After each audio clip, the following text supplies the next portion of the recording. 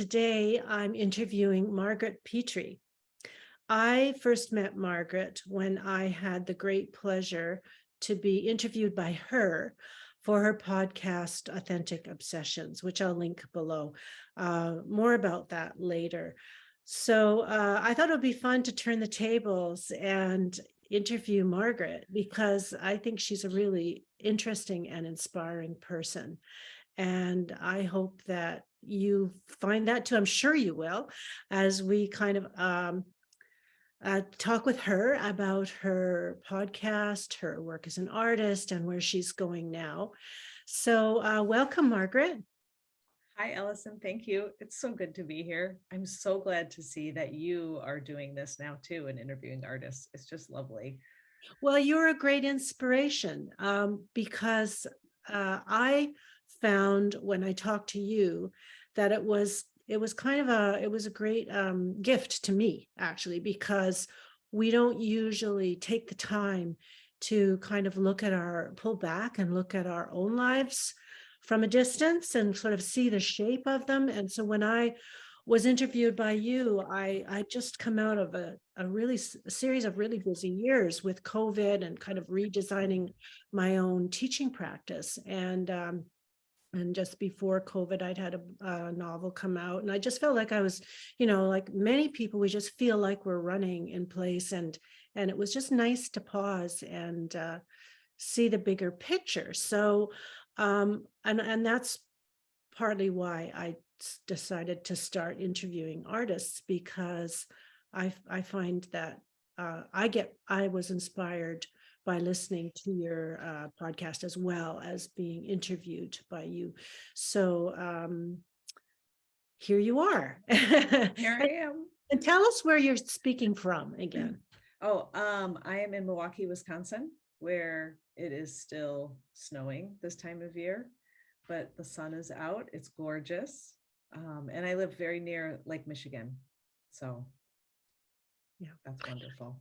One thing that Margret and I discovered when we spoke was that we have a shared passion for natural history and nature and work rooted in nature. But more about that later too. What I'd like to do is just start with some of the images of your art, Margret, because I mean, you introduced us to a lot of artists through your podcast, but you are also an artist. And I'm just going to switch up to my share my screen, and we'll have a look at some of your pieces.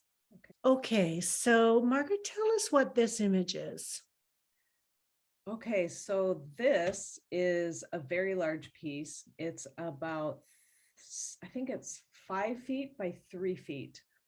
And it's a series of 3-inch squares that I just did little tiny collages on each one. And this came out of, well, kind of an accident, like everything, right? I had done a 100-day project earlier in this year, and I had all of these 6-inch collages that I did, and I laid them all out, and I thought, wouldn't it be fun to like sew them together or put them together somehow and see them as one big, kind of unit. And I didn't have the wherewithal to actually sew pieces together. And I had this giant roll of paper, and it was very heavy and thick. I have no idea where I got it, but it was in the corner of my studio, and I laid it out on a giant table, and I just marked a grid in pencil. And I thought, what if I did little tiny collages on each one? So I took papers that I had printed through a jelly printing process, and I have thousands of these papers, and I just chose a color palette, and I just started cutting. I literally just started cutting and pasting, and I couldn't even tell you where I started. There was no order. I didn't start in the top left corner and go down or anything. I just sort of randomly started putting pieces, filling in the squares. And when I was finished, it occurred to me that this is a really hard piece to do anything with in the end, because it's paper. You can't, I couldn't seal it in any way. I couldn't mount it. really in any way. So this piece is actually, I had it framed, and it's in my living room right now, but the other pieces are just up, um, actually on wooden skirt hangers, um, hanging. I have a couple of them hanging up, and then I had a few printed. But anyway, so yeah, these are little tiny collages. I think it'd be really fun to do a quilt or something like this. There's a woman in the UK, I think her name is Sarah Hibbert. Oh, she's amazing. Um, and she actually wrote a book. She did a bunch of paper collages and then created quilt pieces from them, and sometimes did one giant quilt just from one piece. Um, and it's really inspiring. So anyway, that's what this piece is. Well, I can't tell you how much I love this. And I'm also surprised. I don't know why. I just, having talked to you quite a lot and then never having seen your art, it's just a surprise. It's like opening someone's brain and looking inside it, to see what art is like. And it's it's gorgeous. I love it. I love the repetitiveness of it, but the same but different. The texture of the jelly prints, and I also am obsessed with jelly printing. And I just think it's really, really exquisite. The space too, I think it's the space that the grid creates, between all of those little details that are somehow related and somehow different. And the limited palette is just very, very pleasing. It must be stunning framed. You never get sick of looking at it. There's always something new. I always see something new every time I take a look. I always thought it would be fun to have this like in a doctor's office or in some medical office, because you could really get outside of your own fear of whatever you're waiting for, right? And to look Yeah. at that. But yeah, my husband, when I first did these, he looked at this and he said, "This is like your brain, isn't it?" And I was like, "Oh, I think it is like my brain."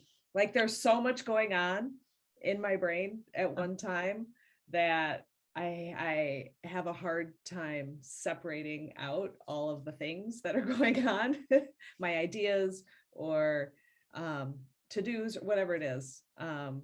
I work really hard at giving myself some permission to sort of stop and slow down and separate all the things that are happening up there. So this Yeah. is a little like, Well, yeah, and it's also very, I can see your connection to nature in it too, like all the biomorphic forms and the kind of, I would guess, the kind of sensibility that you bring to your relationship with nature, which is one of quiet and careful observation. I can see that in this piece. So let's go on to the next one. Here's a different color palette, same idea, right? Same idea, different color palette. I think I did 4 of these in total. What was really cool is I found a printer in the Milwaukee area who they do big signage. So they have giant printers and they can print on anything. I took these files over there, or no, I took the actual pieces over there. They scanned them. I mean, we're talking 5 feet by 3 feet, and they put it through this giant scanner, made a great file, and then printed it for me on not foam board, but something way nicer than foam board. Don't ask me what it's called. I don't know. They printed it on a piece of wood. This one I have on wood, just as a test case, and he just gave me like these little pieces. But I thought that was really cool because you could print this on anything you want, or sections of it on anything. And the detail just came through, and these colors really popped on like a very light grain, like almost pine wood. Does the grain show through? Yeah. Oh yeah. It's just like, I mean, there's no white on It's all wood. Oh, wow. it's all wood, and only the pieces, only the colored collages show up on top of the wood. So it's basically where you see white here would be wood. Oh, how beautiful. That Really must be interesting. really stunning. Huh. Um, and in that sense, I think that, I mean, I could see why you might want to make an actual quilt out of it, but I think it's kind of more interesting to take it through these different processes like printing, um, to make it Mhm. something completely different, because it has a kind of quilt feel, right? And then so it's surprising. I think it's surprising to take it into a different medium altogether. Yeah, Yeah, love them. it Just was love. really fun to do. Yeah, we have a giant a place in Nanaimo that does giant scanning too. The possibilities open, right? Mhm. So here's some of the details, right? So these are some that I did for my 100-day project, which started, I applied to be in a show called the 30 by 30 by 30. It's VAR Gallery in Milwaukee does this every year, and they choose 30 artists to do 30 pieces in 30 days. So starting in January for 30 days, you have to do one piece every day. The format is 6 inches. At the end, everyone um, puts their 30 pieces up on a giant piece of wood, and they're hung throughout the gallery. So I did 30 pieces. These aren't them, but I did 30 pieces. And then I just kept going because I found that every day I got up, I had to do a piece, I went to work. And it was just this really great start to my day, a little boost of, I had a little creative juices flowing. Um, I suppose the same way people go running first thing in the morning. For me, this was kind of that same thing. So at the end of 30 days, I couldn't stop. And I had all these little scraps of paper. I had everything set up. And so I just kept doing them. And I realized that there was this 100-day project happening. So I did 100 more. So the ones you see coming up are from that project. Yeah. Just beautiful. You have such a great sense of composition, a It's kind of, so, that's what I'm often trying to describe, to students, how to balance compositions and the idea of balancing weight. And it's not an easy thing to teach. And, I think everybody's got a kind of an intuitive sense of balancing weight, but we can kind of overthink it. But anyway, I think you're really in touch with your intuitive self, because these look just well, perfectly balanced. that's kind of all I have. I did not go to art school. I have not taken formal art classes. I've taken a lot of workshops, gone to some art retreats, things like that, but I am really self-taught. So I can't think about it too much. And what I think was so great for me was I had 15 minutes in the morning to do this. And that's it. I just gave myself 15, 20 minutes. And if I started second guessing myself, then it got too fussy and then it got too much. And then I didn't know when to stop. So if I just did it and moved on, I mean, they're not all, winners for sure. I have a lot of duds in there, but you play. It was just play. Well, yeah, I'm really big on play, because I think that's where we do give ourselves, we open that door to that intuitive response. And um, that can really help in, getting in touch with intuition. It's not everything, but it can really help. And some of these, like the red square here, that is printed right on the paper. Mhm. You can kind of tell, right? And then the others are, I tried to do something printed on the paper, um, something collaged, and then often on some other ones, I did lines, Mhm. um, you know, Well, this one looks like using it's got some markers. handwork down here too. Like No, this. no, that's a piece of, that's just something I painted. That's a painted piece of paper. Mhm. Yeah. Um, Something else I was going to say, yeah. So it is really interesting though, how when you put them all together, like in a matrix, like you did with those bigger pieces, how there's a real synergy with that. Like each small piece doesn't have to be a fully operational piece of fine art. Yes, but when you put them together, that they create this kind of bigger energy and just a great I don't know, great, they all interrelate with each other, and synergy, I guess, is the word. Anyway, I think that these are really wonderful. So these are not in your pieces, though. These are separate. No, yeah. And did you make more pieces with these, with the other 100 that you made? Did you put them together at all, or? No, I just have them. I sold some, I have, 50 left or something. I don't know how many I have left. Yeah. but I have sold some. They look really nice framed, like 6 in a row or something. Yeah, they again, they kind of lend themselves to the series, like Mhm. same with the same treatment. Yeah, beautiful. Okay, well, we're going to just have go back to our chat. So really nice to see your work. I and to talk to you about it. Thank you. Yeah, so maybe you could tell us now what happened when I know that you were doing these pieces and doing workshops and going to workshops, and then what happened? Well, yeah, and I actually did host a couple workshops. I taught a few jelly printing workshops. I did some things in schools. I sort of, I feel like I kind of moved through life, sort of throwing things at the wall and seeing what sticks, or just experimenting and trying a lot of things because I'm just really curious. And I just like to experience a lot of things. So I did a lot of that. I sold some pieces, I entered pieces in shows, and it was pretty clear. I mean, I still work full time. And so it was pretty clear that my goal wasn't to be a full-time working artist, just for all that it takes to do that. That just wasn't in the cards for me. And I was okay with that. It stayed sort of play. Um, and one of the things that I kept doing was renting studio spaces. I did this 3 times. And I would rent a space because I needed some sense of community, because during my day job, I'm not around, you know, I just needed to be around some more artists.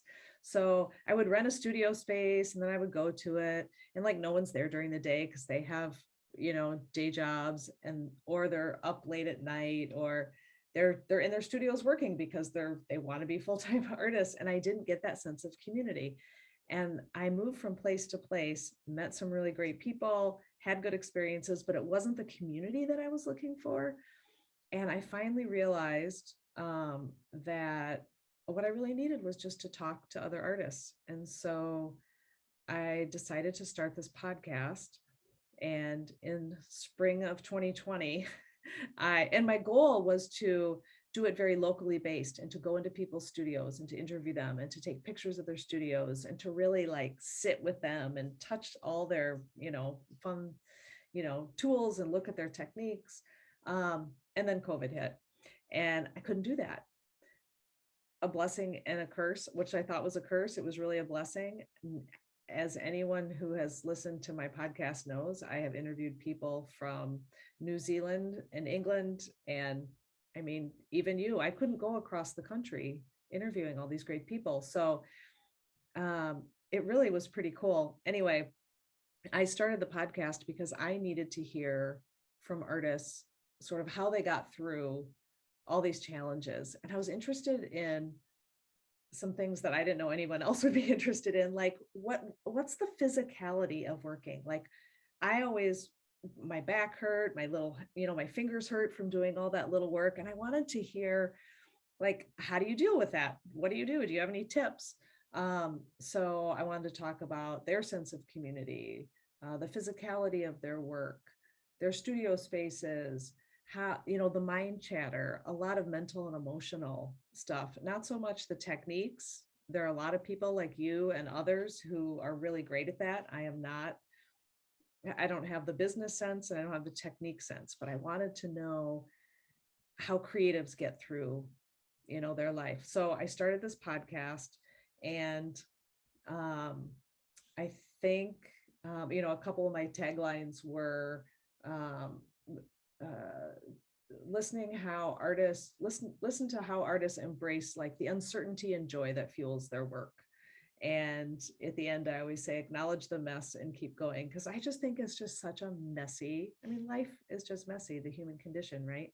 Um, but in spite of that, like, how do you keep going through all of that? There's this calling and pull that all you artists have, that just fascinates me. And I'm just in awe of how people just keep going.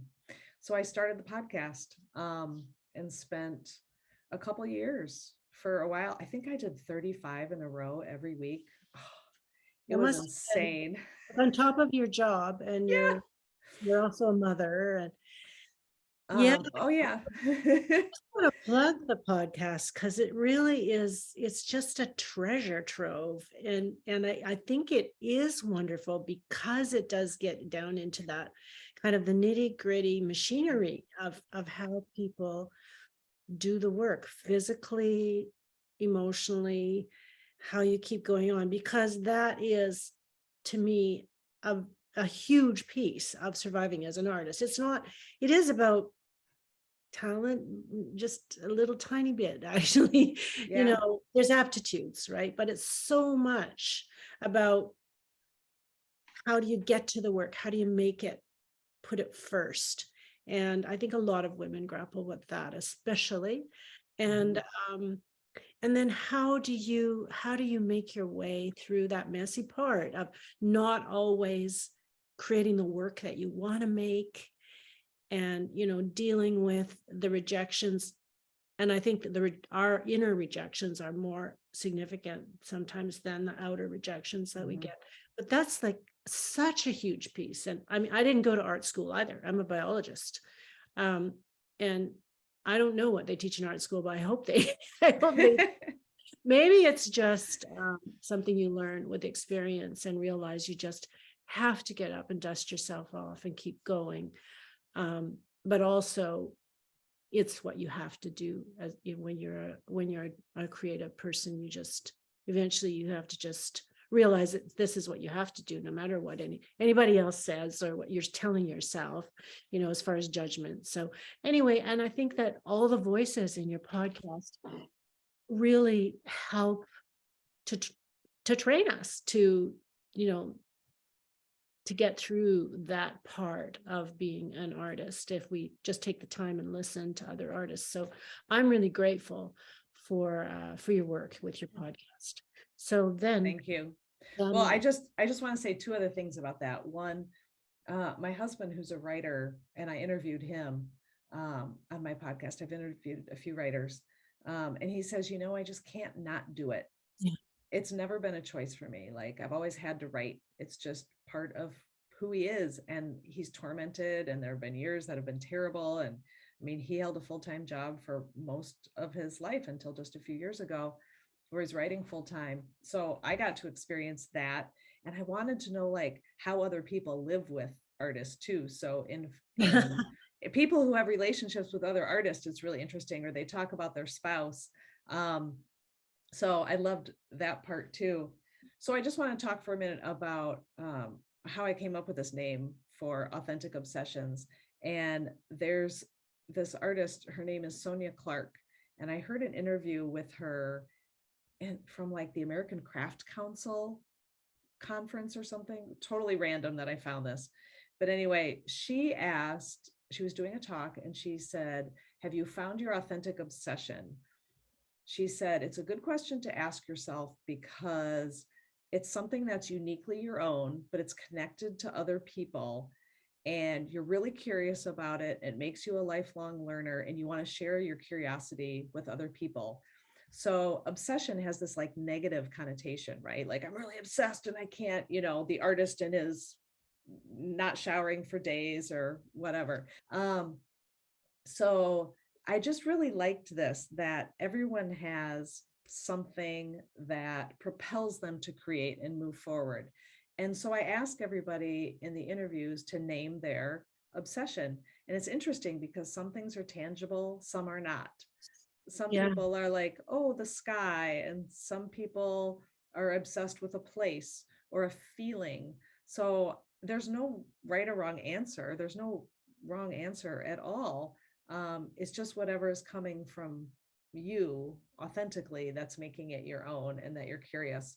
So, Well, for me, that was also an interesting question to think about in my interview, because I wasn't actually quite sure what it was until I started thinking about it. And then I realized it spanned the different art forms that I worked in. And it was ways of seeing, like different, trying to make people see things in different ways, which again is kind of abstract, but it is the thing that ties my work together.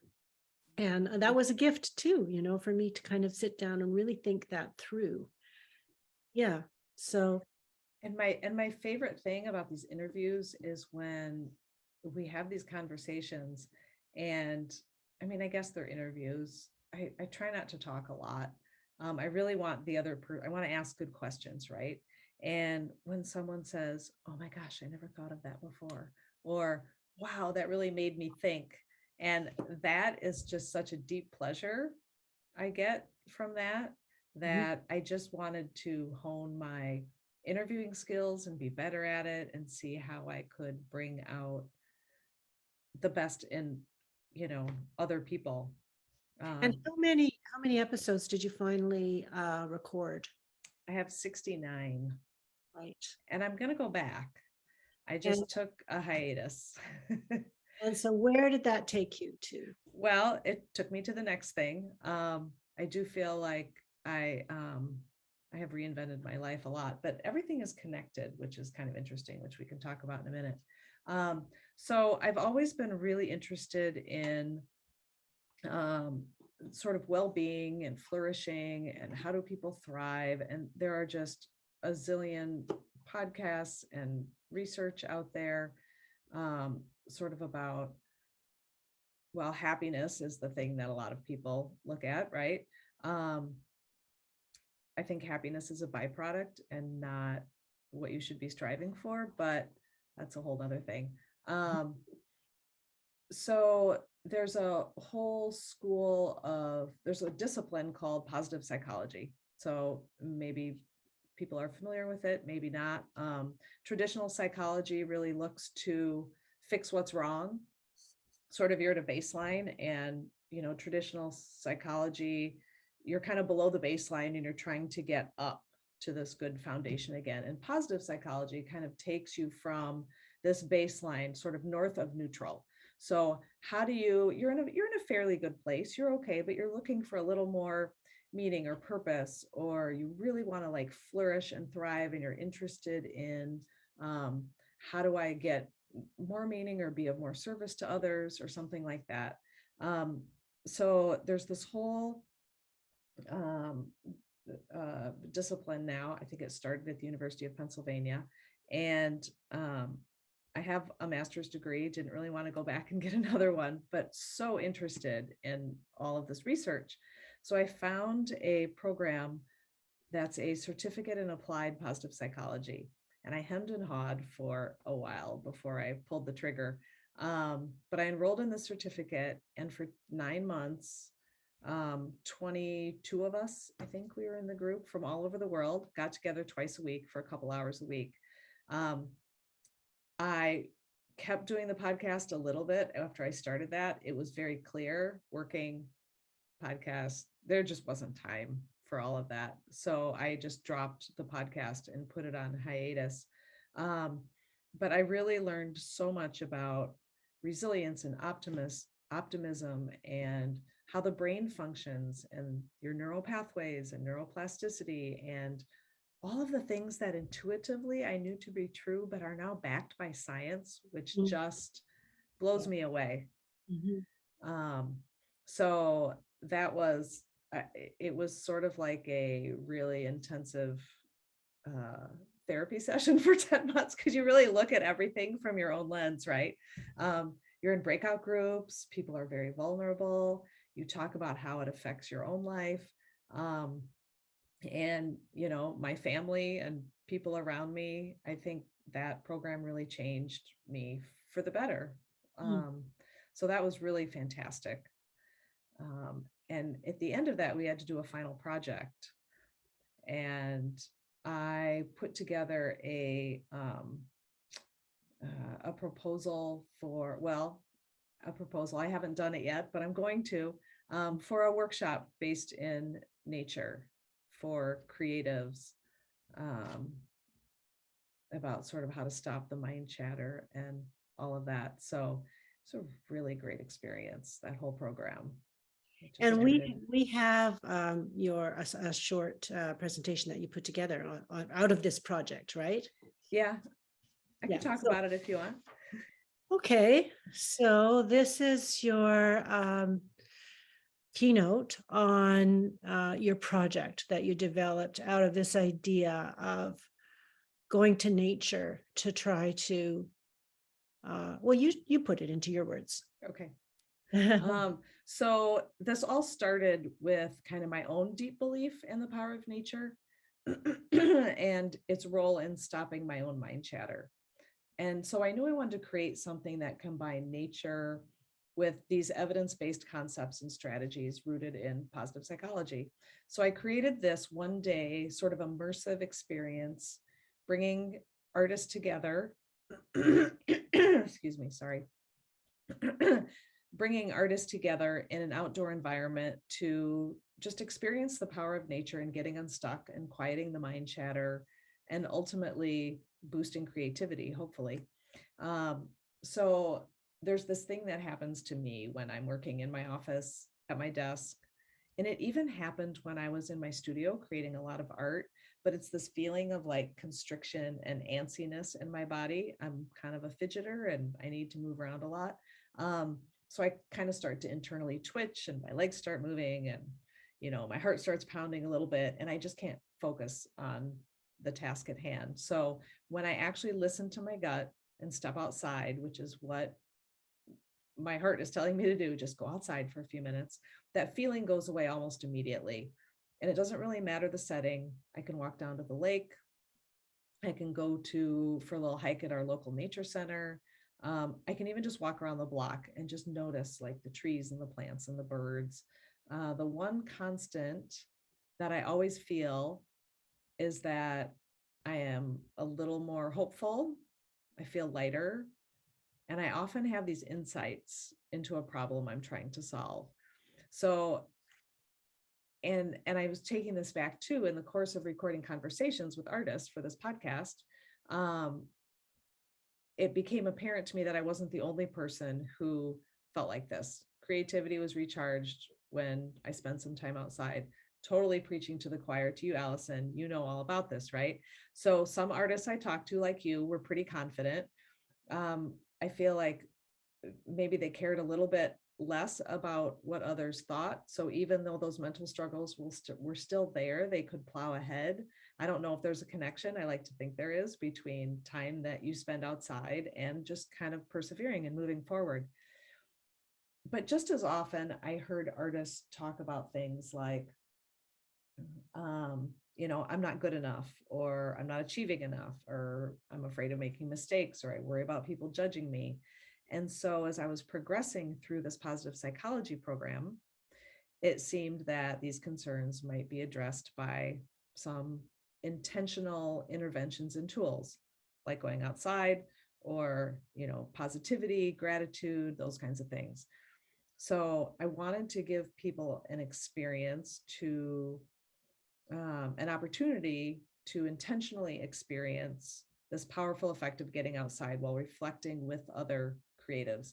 Even if you already know it, sometimes you just need permission to say, yes, I'm going to go do this for a couple hours. So my vision is that this takes place at this Audubon Nature Center where I've been going for about 20 years. This photo is from the beach down there at Lake Michigan. So there's a few miles of trails that wind through a ravine. There are meadows and ponds. There's an observation tower overlooking the lake. So I want participants to have both some solitude and space to reflect, but also a safe place where they can talk about their experiences. So most creative people I know, or a lot of people that I've talked with, spend a lot of time alone in their heads, painting on the canvas, writing words, whatever you're doing. Artists can often lead these solitary lives in isolation. And as much as they love that, there's still that polarity of needing to be around other people and getting out of your own head. So I'm trying to model the workshop after sort of the normal rhythms of a creative life. Okay, you can go on to the next slide. You know, it's interesting, Margaret. What I brought up for me when you were saying that was we give ourselves permission to do a lot of sort of kind of, self care, like, but it's always very productivity oriented, like do a session of yoga, go for a run, do your Pilates, do your French class. But we don't actually have a training mentality for just going out and doing nothing and being in nature. And actually, I think this is a huge thing our culture is missing. I mean, even meditation is, maybe encouraging people to just sit and do nothing, but it doesn't have necessarily a nature component. And anyway, that's just something that popped into my head, and I'm sure you've already thought about it. Well, I have. I mean, I think that's beautiful. I mean, I meditated this morning to an app that was set on a timer that was listening to someone else that I knew, okay, now is the time I meditate. But like walking around outside is just so, I don't know, it's loose. It feels loose and free, and there's a lot of white space around you. I don't know. Well, I think our culture has consciously and unconsciously teaches us that we're wasting time when we're doing, and the place where we can do nothing is out walking around in nature, because we don't have all our stuff around us. We can't do housework, we can't work on the computer, we're actually doing nothing, and we actually have a pretty productivity driven culture. And as an artist, I'm that too, that's part of what keeps me going. But it's kind of a seditious idea. Yeah. So I guess, so my vision for this day, however long it takes, is that we're going to start by sort of talking a little bit about what nature does to our brain and all these different pathways to nature. So these are all, research-based, how exposure to nature restores depleted attention circuits. It inspires this sense of awe. Nature actually lets our brain recover. It reduces anxiety and stress. It lets you think more clearly. The brain actually accesses other regions, allowing for like new insights and ideas and bursts of creativity and problem solving. It increases your overall well-being. I mean, exposure to nature can make you less concerned about the opinions of others. Really? Like, that is so awesome. I just think that, and it's easy and it's free and it's everywhere. I don't care if you live in, an urban environment, you can go outside and find a tree or a plant or something. It just is incredible. And I've taken, I discovered the concept of forest bathing several years ago, and I was so taken by it. And all the research that shows that being around certain trees, evergreen trees, they release, you probably know this as a biologist, it releases, is it phytokines?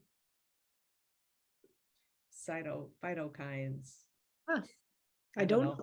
Okay, it releases this chemical that increases your killer cancer cells. So you have these cells in your body that kill cancer cells as they're coming in, and these evergreen trees release a chemical compound that increases your killer cancer cells. They found this in labs. So you can find me sometimes outside in the woods, like really breathing deeply right next to an evergreen tree. I don't know if it's doing anything, but it makes me feel pretty good. Okay, so now after we talk about this, you can go to the next slide. we're going to engage and sort of relate to and just be in nature so we can grow a little closer to it, right? So we can do this by using our senses. So a lot of this does come from forest bathing. So you can literally go touch moss or listen to the sound of water in a stream or listen to the bird calls or watch branches sway in the wind. Oh, it's so hypnotic just to watch big evergreen trees swaying in a big wind. And when you tune into your senses this way, it really turns down that mind chatter and the volume of your inner thoughts. So some other ways to access those nature pathways are appreciating the beauty, or celebrating and sharing what nature means to us. So really thinking about the meaning of it, or getting in touch with our positive emotions by noticing how it makes us feel. So each person's going to do an activity, choose an activity, go off on your own to experience it. And it could be as simple as walking slowly down a path or sitting and just notice what you're noticing. I mean, it sounds so simple, but there's a lot of power in that. You'd be amazed what you notice sitting somewhere for 15 minutes, and how granular you can get about the color of the moss or so anyway, so that's that. And then everyone's going to come back, and you can go to the next slide. Everyone's going to come back, and as a group, we're going to create some sort of land art while sharing our experience. It seems like that might be a better way to have people be more vulnerable in terms of sharing, as opposed to sitting in a circle and staring at each other. Plus, I just think it would be really cool to do something like this, and I'm sure I would have willing participants. So I think that's a very important piece, is really talking about your experience out there and how it felt. And then we'll have some yummy lunch. Okay, next slide. And we'll talk about some evidence-based strategies from the lens of positive psychology, just depending on who knows what will come up.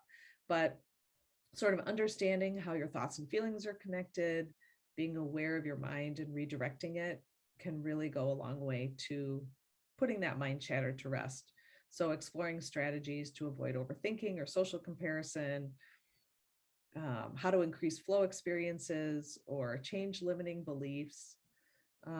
So implementing sort of resilient thinking and gratitude and optimism and all of that is going to lead to more confidence and curiosity and redirect those negative thoughts. So you can show up with more positivity and authenticity and put out in the world that which you're meant to share with everybody else. So this tree, I took a picture of this tree at Audubon, where I go all the time. And I just thought that was so cool. One day in the winter, I could look through, it just felt like a portal to another world, those branches coming together.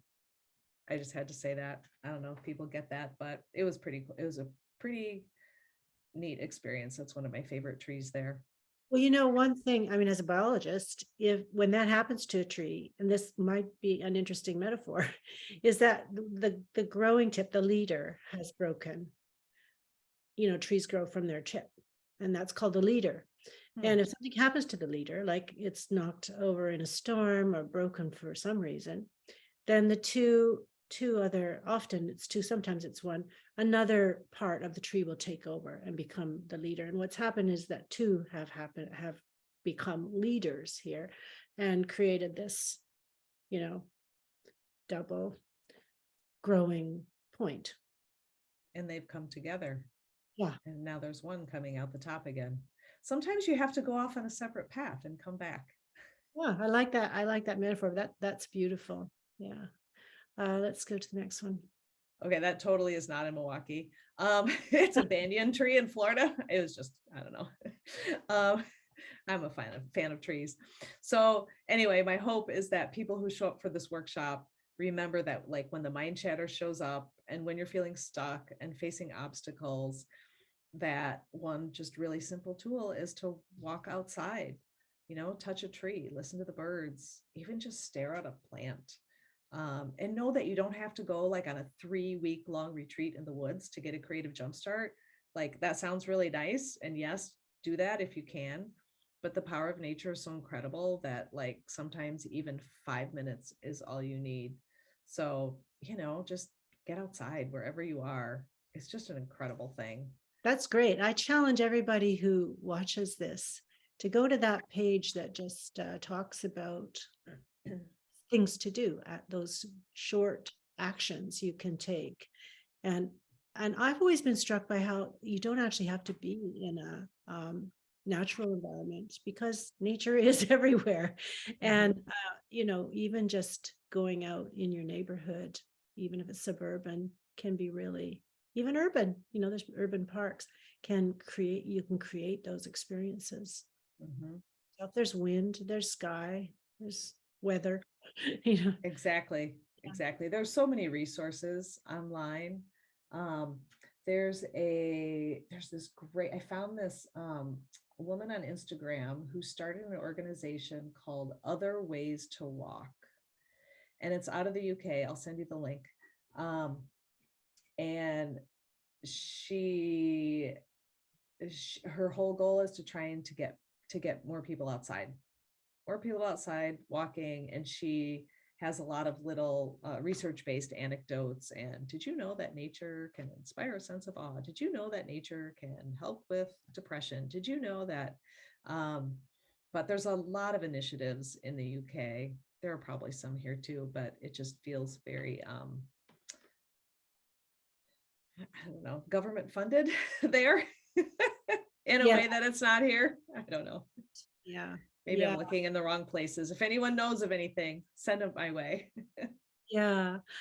Well, that's great. I wish I could be part of your guinea pig group.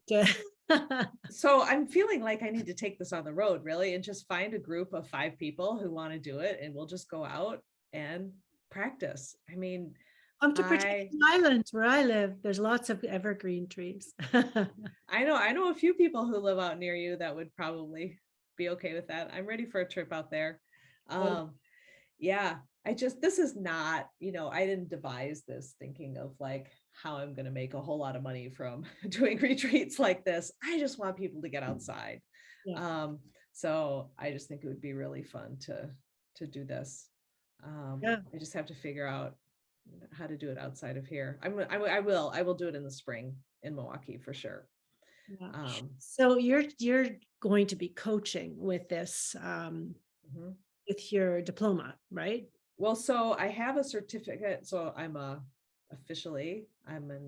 positive psychology practitioner from this first program I went through.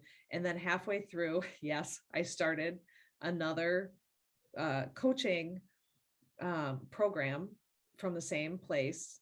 And so that was 5 months long. So for probably 4 months, I was doing both and work. That was kind of a crazy time. I did not make a lot of meals during that time. My husband gets a lot of credit for keeping us afloat in all the ways. But that is, and actually Tuesday is our last class. So now I will be a positive psychology coach and also this practitioner for whatever that's worth. So for 5 months. Congratulations for getting through those programs. That is a lot. It is a lot, and it was so amazing. It was a lot of work, but I do feel like I'm kind of ready for anything. And really, it feels like an extension of podcasting. Like I sort of went into this wondering how I could be a better interviewer and a better podcaster. And the coaching is really all about deep listening, asking good questions. And I feel like when I come back to the podcasting scene, hopefully I'll have gained some new tools and be less nervous every time I interview someone. You never seemed nervous to me. Yeah, I am curious to hear what you have to say about reinvention, because I think about that a lot. I'm in my own path. I'm kind of addicted to reinvention. Reinvented myself more than most grownups do, I think. But a lot of people that I work with as students are also reinventing themselves, because a lot of them are women, and they've been, busy with their careers or their families, but they've always wanted to come back to art. or to start art. And so as much as I am teaching them art, I'm also sometimes talking about having, the courage and confidence and belief in yourself in order to like continue that process of reinvention. What do you think about that? Like, Well, so I have this thing on my website, my new website, that talks about reinvention. And my husband thought this was kind of funny. He's like, I don't think you should put that on your website. I'm like, but it's true. I wrote something like, I've changed jobs enough times in my life that it like raises eyebrows in certain circles, right? And there was a time when you just went to work and you stayed there for 30 years, right? I mean, we all know this, and things have really changed.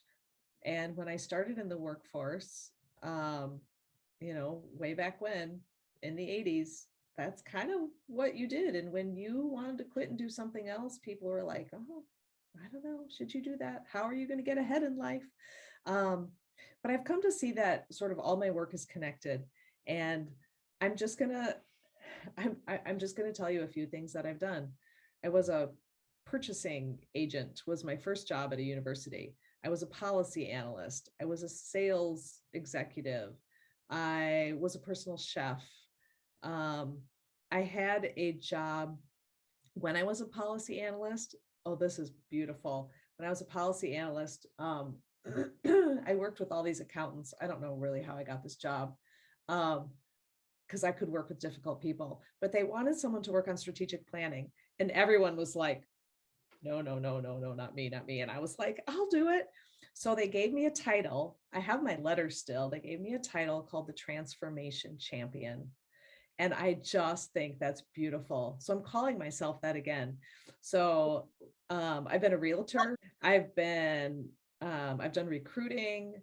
I have been an assistant dean. Been an artist. I'm doing the podcast. Now I'm doing coaching. So I've done a lot of different things, but, and there are a lot of people in my life over the years who have really thought it was terrible. Like I really got judged for this. And then I started finding other names for this. There's the Renaissance person and the multi-potentialite and the scanner and I don't know, jack of all trades, or so I'm like, okay, there are other people like me out there. And I feel the other thing that I got from positive psychology is they have this thing called your signature strengths. So nothing is bad. I think there are 24 of them. And you just take the survey and it shows you what your top strengths are. And instead of trying to fix what's wrong with you, you just lean into your strengths. So like mine are, no surprise, appreciation of beauty and excellence, all that nature stuff coming out, hope, zest and enthusiasm, curiosity, love of learning, and social intelligence. All of those kind of put together, it makes sense that I've done all these different so jobs, right? There's a through line. There is a through line. And I think everybody has a through line. It's like that authentic obsession, right?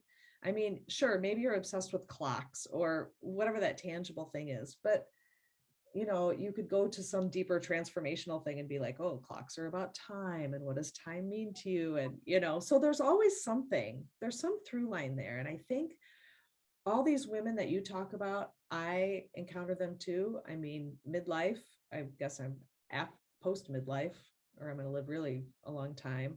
But I have had this zigzag journey through life. And I want people to know that it's okay. It's okay to do the next thing. And there's even this, Arthur C. Brooks wrote a book about this, about how we change in midlife from acquiring knowledge to, I don't think this is how he says it, but like disseminating knowledge. So a lot of people become teachers, or do things like that at midlife because they want to give back all that they have learned, right? Or they want to do something a little different from what they've done the first half of their life. And to figure out what that is, and to have permission to do so.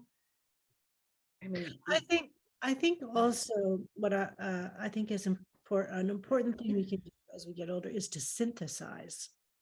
yes, And that's what he says. so rather than just like laying on more and more and more layers, I can, we can just try to take some moments to bring it all together. Yeah, Margaret just had to go and get her the cord for her for her computer. I guess this conversation is so charged, taking lots of computer energy. Anyway, so yeah, we were just talking about how as we get older, this impulse to teach and can be a great, and it's kind of a common path. I think a lot of people feel that urge to teach and pass on their information, but also to synthesize, where you've been. And I know I've felt a lot of desire to do that, to kind of, sometimes I feel like I should just sit down and think for a year, like it feels like life is like, been like being shot through a kaleidoscope. And it's like, sometimes I feel like, okay, let's just like see how all these parts relate. And again, that was a great thing about being interviewed by you, because I had to actually sit down and kind of synthesize how things connected. So yeah, I think that it's very helpful if you are facing a change or the prospect of a reinvention, to remember that it's not like you're leaving what you've been or what you've done behind, but it all gets folded in really wonderful and sometimes surprising ways, right? And you might not know until you're partway through how everything else is connected. It's not always apparent right away. And is that how it was when you switched to this positive psychology program? Yeah, I mean, I've always been interested in the concepts of positive psychology, and I'm a pretty optimistic person, but the things that happened when I was taking this class, at the very beginning, the whole first section was on the brain, and every day I was like, oh my gosh, you wouldn't believe like what I just learned about how you can change your limiting beliefs, or like there are pathways. We create these habits, right? We have these habits. And if you don't change your habits, you will always like have these same beliefs. You can change your beliefs based on how you think about things, and it changes the pathways in your brain so that as you move forward, you're in sort of a better space. I also realized how many limiting beliefs I actually have, which was kind of a surprise. I was like, oh, I know about all that. I know this research. I believe in, a growth mindset.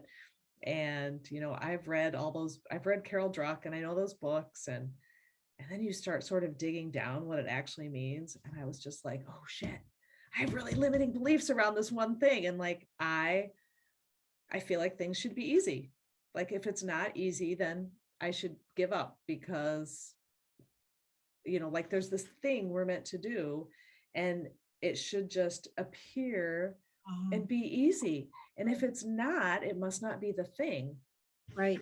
And yeah, it's just not true. well, you've learned a lot about yourself through this process. Oh yeah. Yeah. It's great. Very So humbling. what's next?